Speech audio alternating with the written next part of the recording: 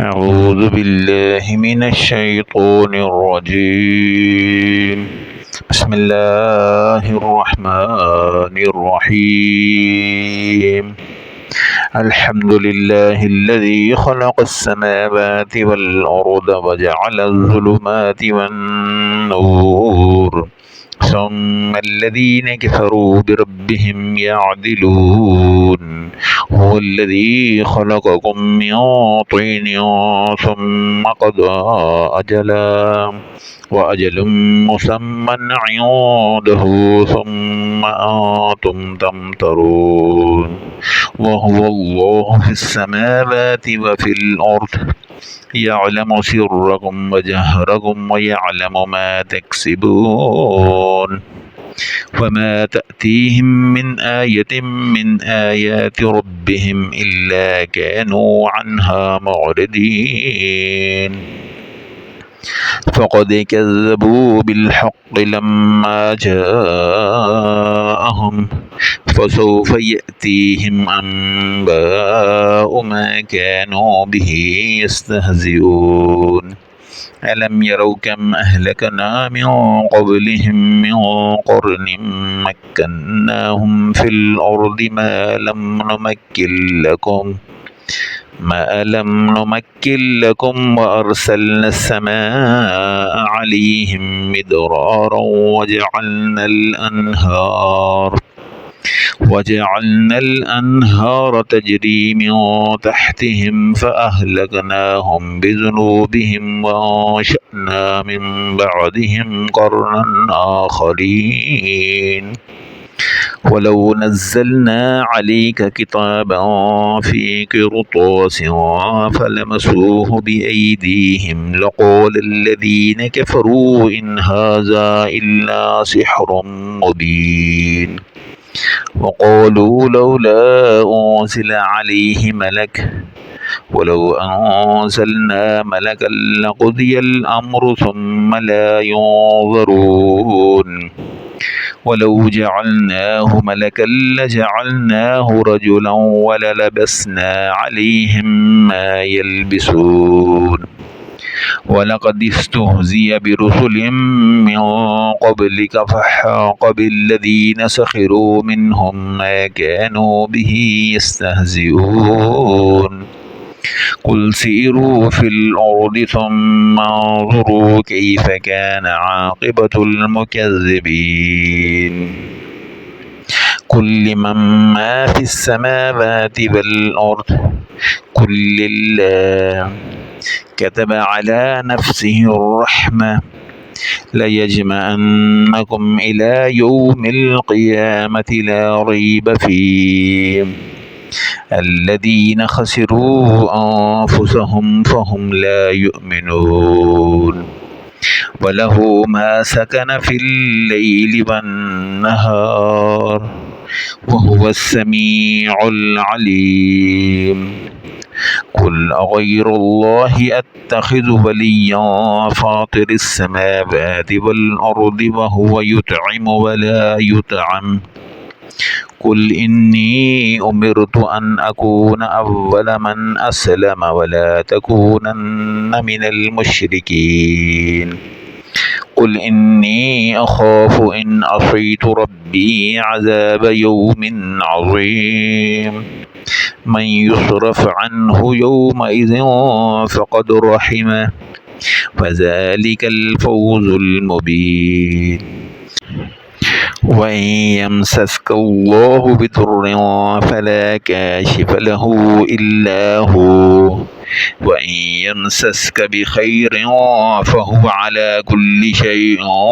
قدير. وهو القاهر فوق عباده وهو الحكيم الخبير. قل أي شيء أكبر شهادة قل الله شهيد بيني وبينكم وأوحي إلي هذا القرآن لأنذركم به ومن بلغ. أئنكم لتشهدون أن مع الله آلهة أخرى قل لا أشهد قل إنما هو إله واحد وإنني بريء مما تشركون الذين آتيناهم الكتاب يعرفونه كما يعرفون أبناءهم الذين خسروا أنفسهم فهم لا يؤمنون ومن أظلم ممن افترى على الله كذبا أو كذب بآياته إنه لا يفلح الظالمون ويوم نحشرهم جميعا ثم نقول للذين أشركوا أين شركاؤكم الذين كنتم تزعمون ثم لم تكن فتنتهم إلا أن قالوا والله ربنا ما كنا مشركين انظر كيف كذبوا على أنفسهم وضل عنهم ما كانوا يفترون ومنهم من يستمع إليك وجعلنا على قلوبهم أكنة أن يفقهوه وفي آذانهم وقرا وإن يروا كل آية لا يؤمنوا بها حتى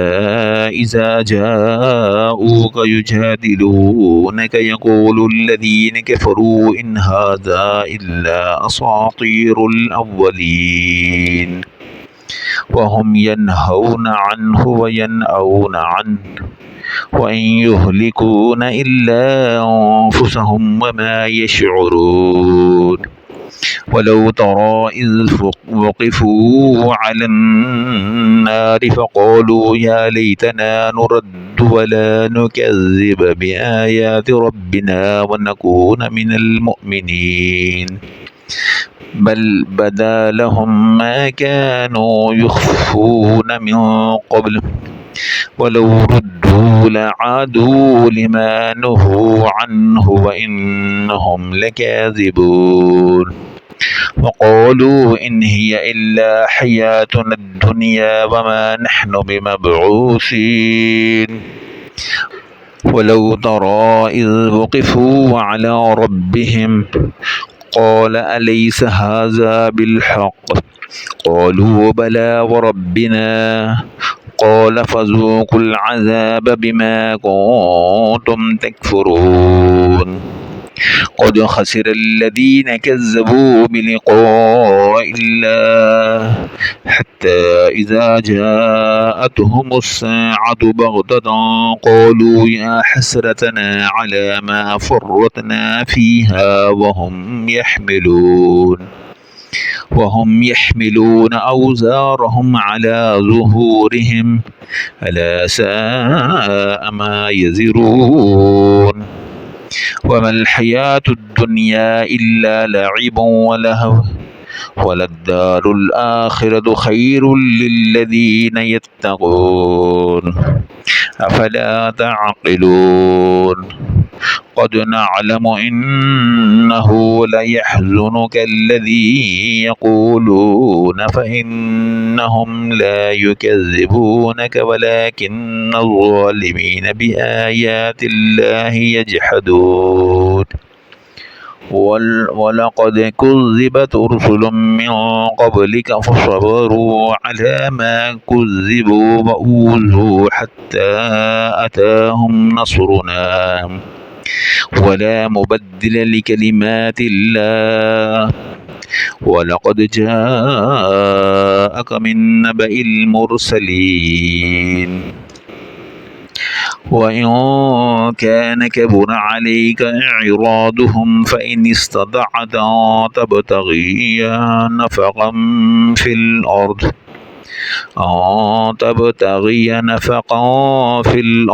أو سلما في السماء فتأتيهم بآية ولو شاء الله لجمعهم على الهدى فلا تكونن من الجاهلين إنما يستجيب الذين يسمعون والموتى يبعثهم الله ثم إليه يرجعون وقالوا لولا نزل عليه آية من ربه قل إن الله قادر على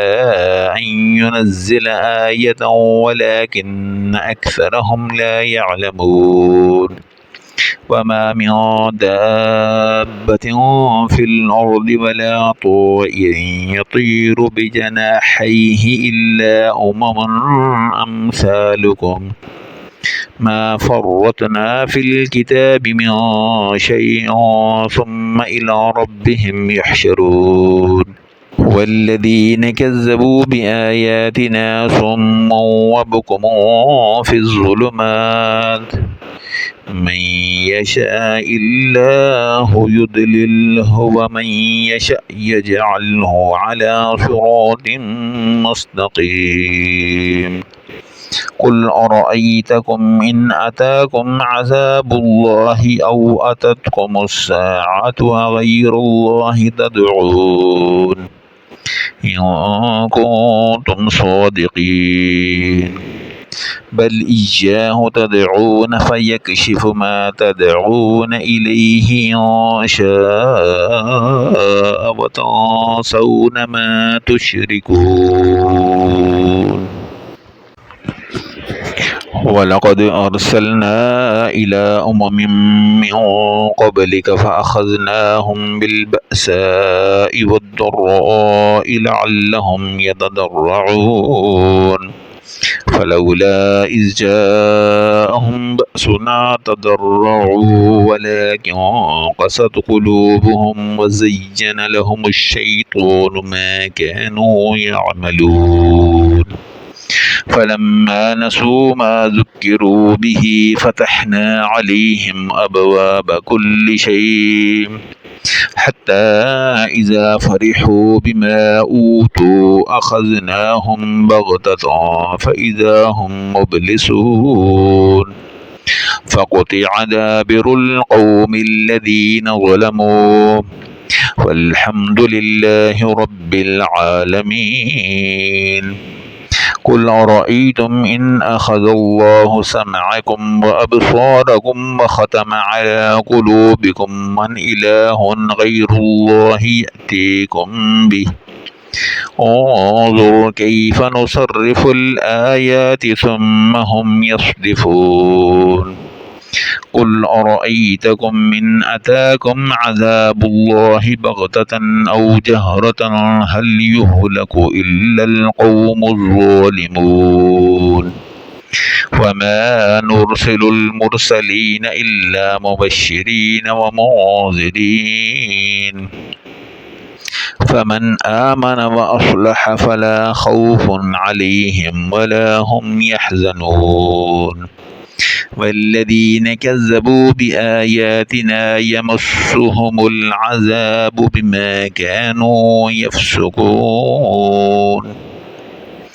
قل لا أقول لكم عندي خزائن الله ولا أعلم الغيب ولا أقول لكم إني ملك إن أتبع إلا ما يوحى إلي قل هل يستوي الأعمى والبصير أفلا تتفكرون فانذر به الذين يخافون أن يحشروا إلى ربهم ليس لهم من دونه ولي ولا شفيع لعلهم يتقون ولا تطرد الذين يدعون ربهم بالغداة والعشي يريدون وجهه ما عليك من حسابهم من شيء وما من حسابك عليهم من شيء فتطردهم فتكون من الظالمين وكذلك فتنا بعضهم ببعض ليقولوا أهؤلاء من الله عليهم من بيننا أليس الله بأعلم بالشاكرين وإذا جاءك الذين يؤمنون بآياتنا فقل سلام عليكم كتب ربكم على نفسه الرحمة أنه من عمل منكم سوءا بجهالة ثم تاب من بعده وأصلح فأنه غفور رحيم وكذلك نفصل الآيات ولتستبين سبيل المجرمين قل إني نهيت أن أعبد الذين تدعون من دون الله قل لا أتبع أهواءكم قد ضللت إذا وما أنا من المهتدين قل إني على بينة من ربي وكذبتم به ما عندي ما تستعجلون به إن الحكم إلا لله يقص الحق وهو خير الفاصلين قل لو أن عندي ما تستعجلون به لقضي الأمر بيني وبينكم والله أعلم بالظالمين وعنده مفاتح الغيب لا يعلمها إلا هو ويعلم ما في البر والبحر وما تسقط من ورقة إلا يعلمها ولا حبة في ظلمات الأرض ولا رطب ولا يابس إلا في كتاب مبين وهو الذي يتوفاكم بالليل ويعلم ما جرحتم بالنهار ثم يبعثكم فيه ليقضى أجل مسمى ثم إليه مرجعكم ثم ينبئكم بما كنتم تعملون وهو القاهر فوق عباده ويرسل عليكم حفظا حتى إذا جاء أحدكم الموت توفته رسلنا وهم لا يفرطون ثم ردوا إلى الله مولاهم الحق ألا له الحكم وهو أسرع الحاسبين قل من ينجيكم من ظلمات البر والبحر تدعونه تضرعا وخفيا لئن أنجانا من هذه لنكونن من الشاكرين قل الله ينجيكم منها ومن كل كرب ثم أنتم تشركون قل هو القادر على أن يبعث عليكم عذابا من فوقكم أو من تحت أرجلكم أو يلبسكم شيعا ويذيق بعضكم بأس بأس انظر كيف نصرف الآيات لعلهم يفقهون وكذب به قومك وهو الحق قل لست عليكم بوكيل لكل نبأ مستقر وسوف تعلمون وإذا رأيت الذين يخوضون في آياتنا فأعرض عنهم حتى يخوضوا في حديث غيره وإما ينسينك الشيطان فلا تقعد بعد الذكرى مع القوم الظالمين وما على الذين يتقون من حسابهم من شيء ولكن ذكرى لعلهم يتقون وذر الذين اتخذوا دينهم لعبا ولهوا وغرتهم الحياة الدنيا وذكر به أن تبسل نفس بما كسبت ليس لها من دون الله ولي ولا شفيع وإن تعدل كل عدل لا يؤخذ منها أولئك الذين أبسلوا بما كسبوا لهم شراب من حميم وعذاب أليم بما كانوا يكفرون قل أندعو من دون الله ما لا ينفعنا ولا يضرنا ونرد على أعقابنا بعد إذ هدانا الله كالذي استهوته الشياطين في الأرض حيران له أصحاب يدعونه إلى الهدى ائتنا قل إن هدى الله هو الهدى وأمرنا لنسلم لرب العالمين وأن أقيموا الصلاة واتقوه وهو الذي إليه تحشرون وهو الذي خلق السماوات والأرض بالحق ويوم يقول له كن فيكون قوله الحق وله الملك يوم ينفخ في الصور عالم الغيب والشهادة وهو الحكيم الخبير وإذ قال إبراهيم لأبيه آزر أتتخذ أصناما آلهة إني أراك وقومك في ضلال مبين وكذلك نري إبراهيم ملكوت السماوات والأرض وليكون من الموقنين فلما جن عليه الليل رأى كوكبا قال هذا ربي فلما أفل قال لا أحب العافلين فلما رأى القمر بازغا قال هذا ربي فلما أفل قال لئن لم يهدني ربي لأكونن من القوم الضالين فلما رأى الشمس بازغة قال هذا ربي هذا أكبر فلما أفلت قال يا قوم إني بريء مما تشركون إني وجهت وجهي للذي فطر السماوات والأرض حنيفا وما أنا من المشركين وحاجه قومه قال أتحاجوني في الله وقد هدان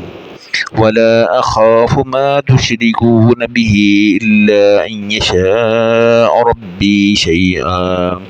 وسع ربي كل شيء علما أفلا تتذكرون وكيف أخاف ما أشركتم ولا تخافون أنكم أشركتم بالله ما لم ينزل به عليكم سلطانا فأي الفريقين أحق بالأمن إن كنتم تعلمون الذين آمنوا ولم يلبسوا إيمانهم بظلم أولئك لهم الأمن وهم مهتدون وتلك حجتنا آتيناها إبراهيم على قومه نرفع درجات من نشاء إن ربك حكيم عليم ووهبنا له إسحاق ويعقوب كلا هدينا ونوحا هدينا من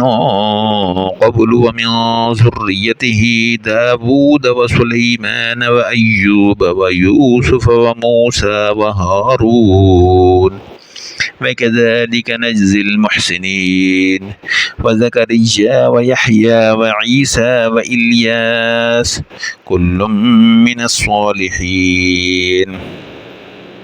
وإسماعيل واليسع ويونس ولوطا وكلا فضلنا على العالمين ومن آبائهم وذرياتهم وإخوانهم واجتبيناهم وهديناهم إلى صراط مستقيم ذلك هدى الله يهدي به من يشاء من عباده ولو أشركوا لحبط عنهم ما كانوا يعملون أولئك الذين آتيناهم الكتاب والحكم والنبوة فإن يكفر بها هؤلاء فقد وكلنا بها قوما ليسوا بها بكافرين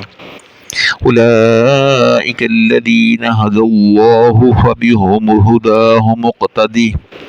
قل لا أسألكم عليه أجرا إن هو إلا ذكرى للعالمين وما قدروا الله حق قدره إذ قالوا ما أنزل الله على بشر من شيء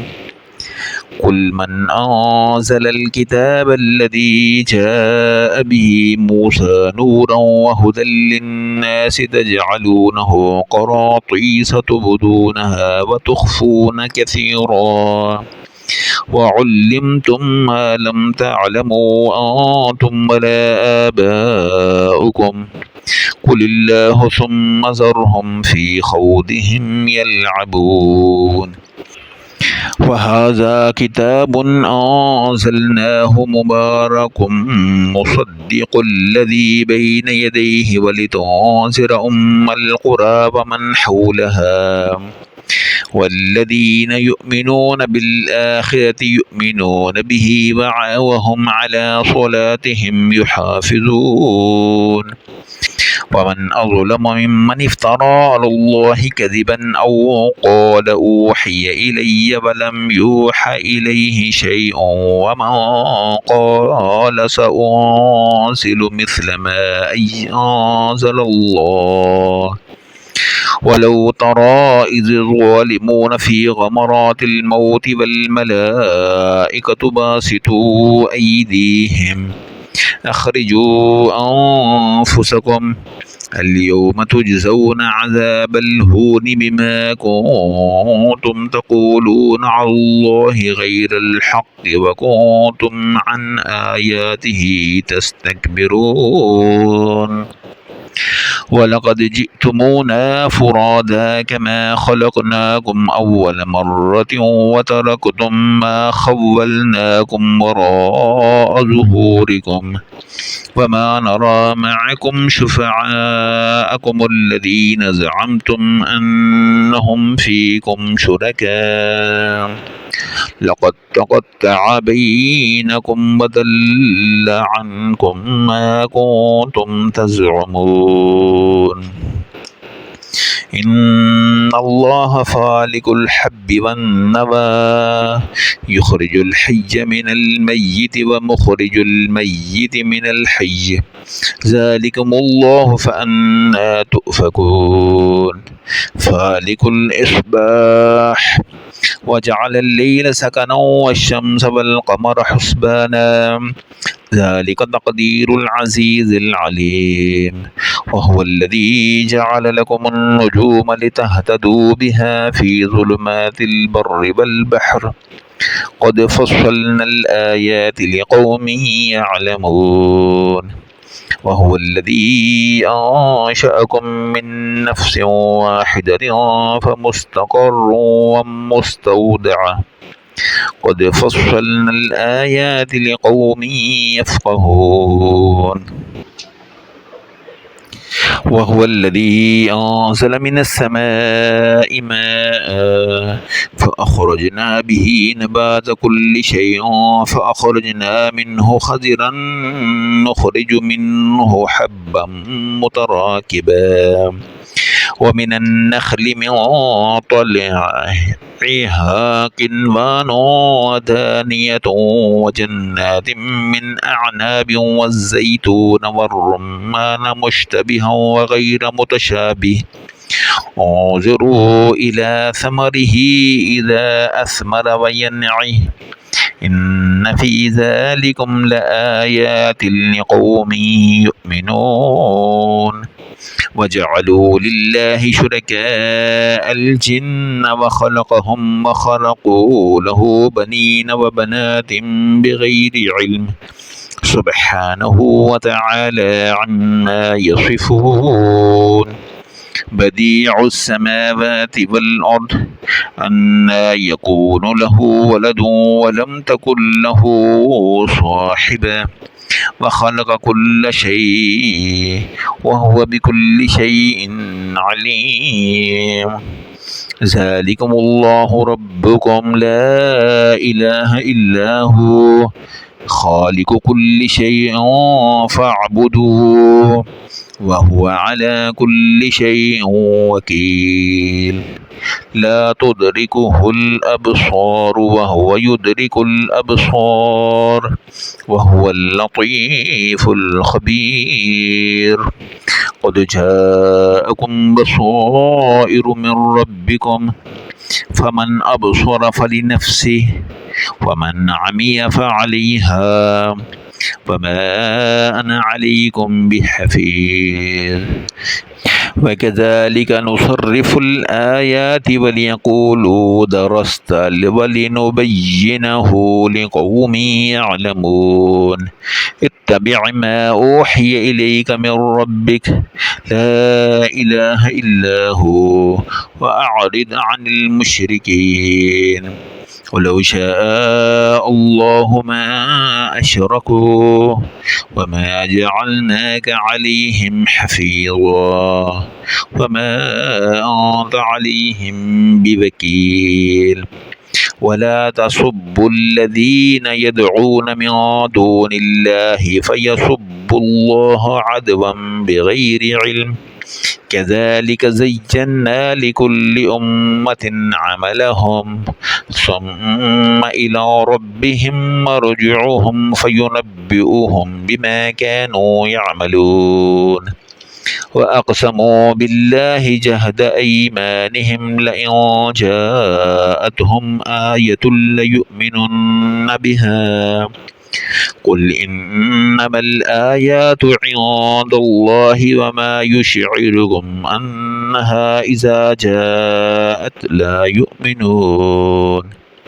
ونقلب أفئدتهم وأبصارهم كما لم يؤمنوا به أول مرة ونذرهم في طغيانهم يعمهون ولو أننا نزلنا إليهم الملائكة وكلمهم الموتى وحشرنا عليهم كل شيء قبلا ما كانوا ليؤمنوا إلا أن يشاء الله ولكن أكثرهم يجهلون وكذلك جعلنا لكل نبي عدوا شياطين الإنس والجن يوحي بعضهم إلى بعض زخرف القول غرورا ولو شاء ربك ما فعلوه فذرهم وما يفترون ولتصغى إليه أفئدة الذين لا يؤمنون بالآخرة وليرضوه وليقترفوا ما هم مقترفون أفغير الله أبتغي حكما وهو الذي أنزل إليكم الكتاب مفصلا والذين آتيناهم الكتاب يعلمون أنه منزل من ربك بالحق فلا تكونن من الممترين وتمت كلمة ربك صدقا وعدلا لا مبدل لكلماته وهو السميع العليم وإن تطع أكثر من في الأرض يضلوك عن سبيل الله إن يتبعون إلا الظن وإن هم إلا يخرصون إن ربك هو أعلم من يضل عن سبيله وهو أعلم بالمهتدين فكلوا مما ذكر اسم الله عليه إن كنتم بآياته مؤمنين وما لكم ألا تأكلوا مما ذكر اسم الله عليه وقد فصل لكم ما حرم عليكم إلا ما اضطررتم إليه وإن كثيرا ليضلون بأهوائهم بغير علم إن ربك هو أعلم بالمعتدين وذروا ظاهر الإثم وباطنه إن الذين يكسبون الإثم سيجزون بما كانوا يقترفون ولا تأكلوا مما لم يذكر اسم الله عليه وإنه لفسق وإن الشياطين ليوحون إلى أوليائهم ليجادلوكم وإن أطعتموهم إنكم لمشركون أَوَمَنْ كَانَ مَيْتًا فَأَحْيَيْنَاهُ وجعلنا له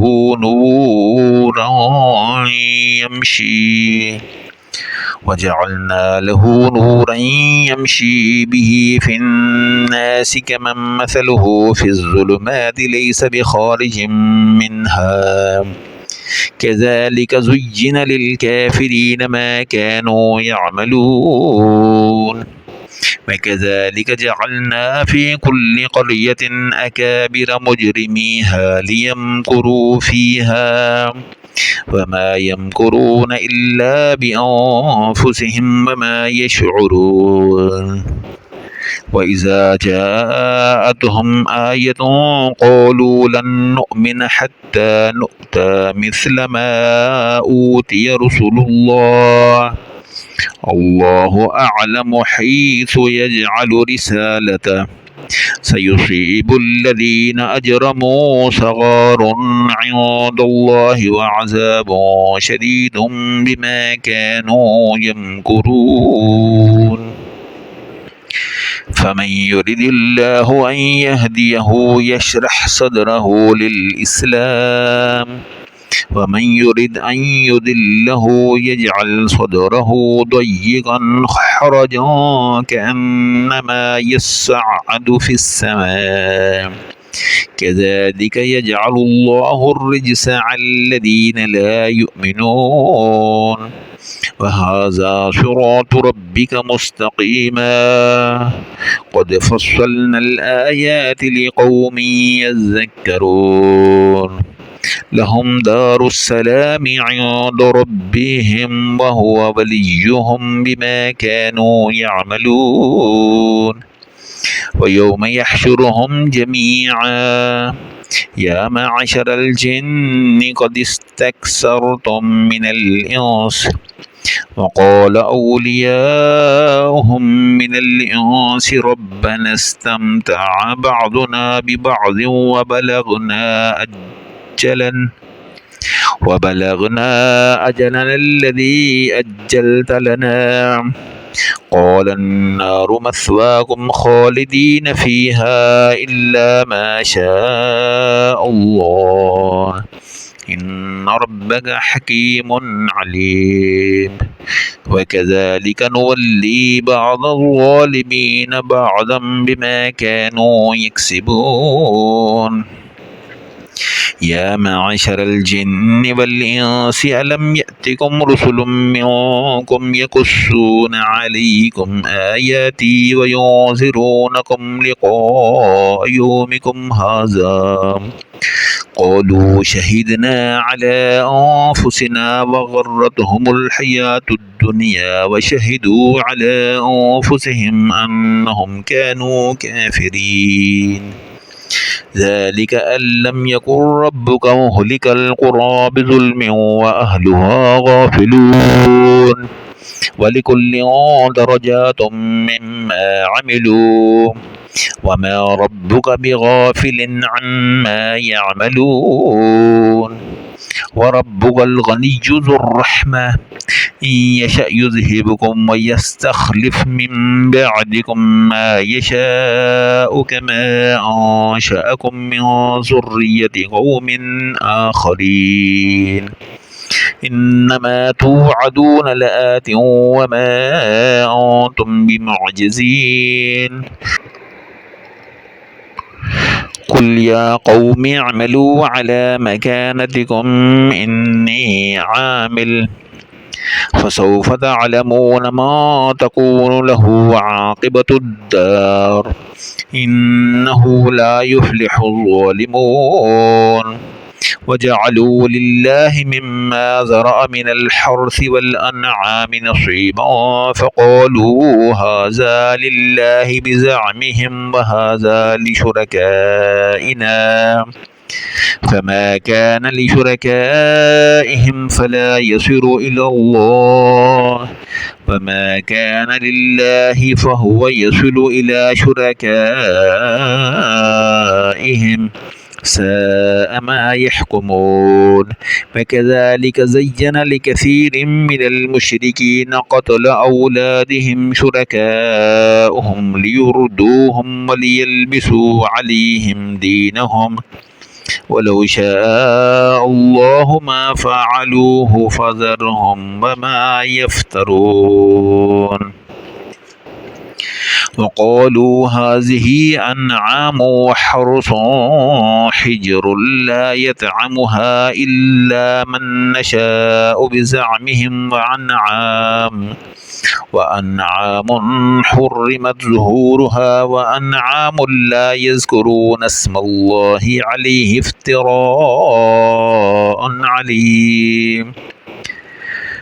عليها افتراء عليه سيجزيهم بما كانوا يفترون وقالوا ما في بطون هذه الأنعام خالصة لذكورنا ومحرم على أزواجنا وإن يكن ميتة فهم فيه شركاء سيجزيهم وصفهم إنه حكيم عليم قد خسر الذين قتلوا أولادهم سفها بغير علم وحرموا ما رزقهم الله افتراء على الله قد ضلوا وما كانوا مهتدين وهو الذي أنشأ جنات معروشات وغير معروشات والنخل والزرع مختلفا أكله والزيتون والرمان متشابها وغير متشابه كلوا من ثمره إذا أثمر وآتوا حقه يوم حصاده ولا تسرفوا إنه لا يحب المسرفين ومن الأنعام حمولة وفرشا كلوا مما رزقكم الله ولا تتبعوا خطوات الشيطان إنه لكم عدو مبين 8 أزواج من الضأن 2 ومن المعز 2 قل الذكرين حرم أم الأنثيين أم اشتملت عليه أرحام الأنثيين نبئوني بعلم إن كنتم صادقين ومن الإبل اثنين ومن البقر اثنين قل أذكرين حرم أم الأنثيين أم اشتملت عليه أرحام الأنثيين أم كنتم شهداء إذ وصاكم الله بهذا فمن أظلم ممن افترى على الله كذبا ليضل الناس بغير علم إن الله لا يهدي القوم الظالمين قل لا أجد فيما أوحي إلي محرما على طاعم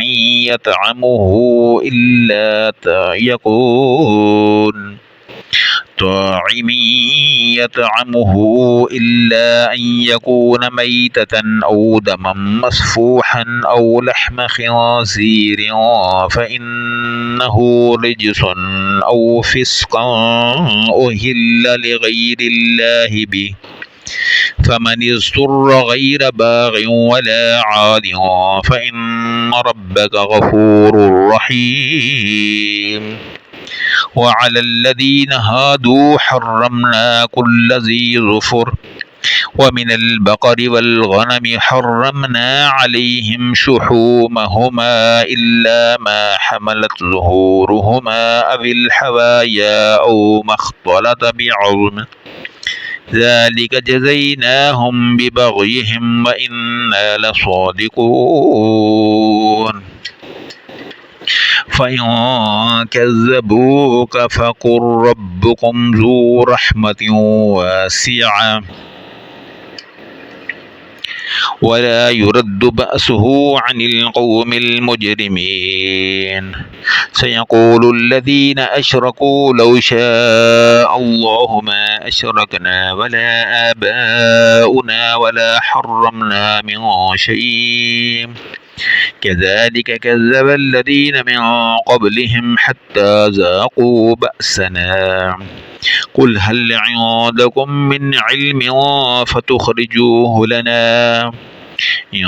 تتبعون إلا الظن وإن أنتم إلا تخرصون قل فلله الحجة البالغة فلو شاء لهداكم أجمعين قل هلم شهداءكم الذين يشهدون أن الله حرم هذا فإن شهدوا فلا تشهد معهم ولا تتبع أهواء الذين كذبوا بآياتنا والذين لا يؤمنون بالآخرة وهم بربهم يعدلون قل تعالوا أتل ما حرم ربكم عليكم ألا تشركوا به شيئا وبالوالدين إحسانا ولا تقتلوا أولادكم من إملاق نحن نرزقكم وإياهم ولا تقربوا الفواحش ما ظهر منها وما بطن ولا تقتلوا النفس التي حرم الله إلا بالحق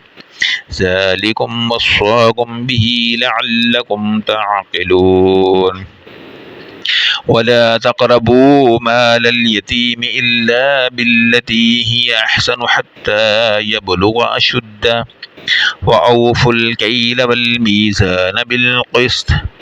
لا نكلف نفسا إلا وسعها وإذا قلتم فاعدلوا ولو كان ذا قربى وبعهد الله أوفوا ذلكم وصاكم به لعلكم تذكرون وأن هذا صراطي مستقيما فاتبعوه ولا تتبعوا السبل فتفرق بكم عن سبيله ذلكم وصاكم به لعلكم تتقون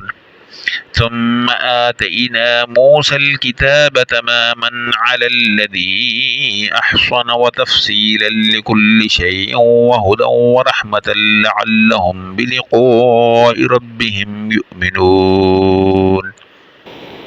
وهذا كتاب أنزلناه مبارك فاتبعوه واتقوا لعلكم ترحمون. تقولوا إنما أنزل الكتاب على طائفتين من قبلنا وإن كنا عن دراستهم لغافلين. أو تقولوا لو أنا أنزل علينا الكتاب لكنا أهدى منهم. فقد جاءكم بينة من ربكم وهدى ورحمة فمن أظلم ممن كذب بآيات الله وصدف عنها. سنجزي الذين يصدفون عن آياتنا سوء العذاب بما كانوا يصدفون. هل ينظرون إلا أن تأتيهم الملائكة أو يأتي ربك أو يأتي بعض آيات ربك. يوم يأتي بعض آيات ربك لا ينفع نفسا إيمانها لم تكن آمنت من قبل. لا ينفع نفسا إيمانها لم تكن آمنت من قبل أو كسبت في إيمانها خيرا. قل انتظروا إنا منتظرون. إن الذين فرقوا دينهم وكانوا شيعا لست منهم في شيء إنما أمرهم إلى الله ثم ينبئهم بما كانوا يفعلون. ما جاء بالحسنة فله عشر أمثالها وما جاء بالسيئة فلا يجزى إلا مثلها وهم لا يظلمون. قل إنني هداني ربي إلى صراط مستقيم دينا قيما ملة إبراهيم حنيفا وما كان من المشركين. قل إن صلاتي ونسكي ومحياي ومماتي لله رب العالمين لا شريك له وبذلك أمرت وأنا أول المسلمين. قل أغير الله أبغي ربا وهو رب كل شيء ولا تكسب كل نفس إلا عليها ولا تزر وازرة وزر أخرى ثم إلى ربكم مرجعكم فينبئكم بما كنتم فيه تختلفون. وهو الذي جعلكم خلائف الأرض ورفع بعضكم فوق بعض درجات ليبلوكم فيما آتاكم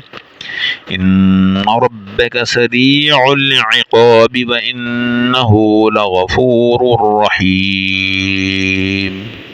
آمنت بالله صدق الله العظيم.